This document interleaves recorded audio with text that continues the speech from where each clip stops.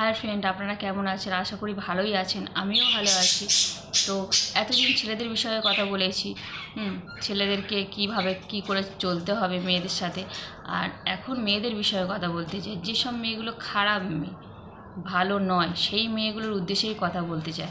অনেক মেয়েরা স্বামী ভালো পায়, সেই সব স্বামীরা কেয়ার করে, সংসার খুব সুন্দর হয়, তাও সেই সংসার ছেড়ে অন্য জায়গার দিকে যায়, অন্যদিকে টান তার।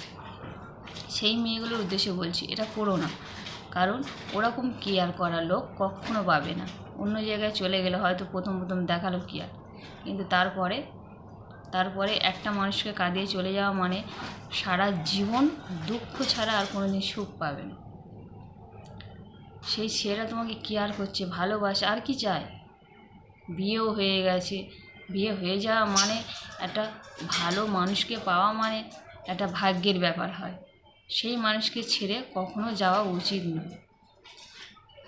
তো মেয়েরা, যদি আমি খারাপ কিছু বলে থাকি তো কমেন্টে জানাবে প্লিজ, যে দিদি খারাপ বলছো, ঠিক বলছো না। আমি কিন্তু এটা সঠিক বলছি। সেই ছেলেটা ভালো হলে কেন ছাড়বে? সে তো ভালো ছেলে।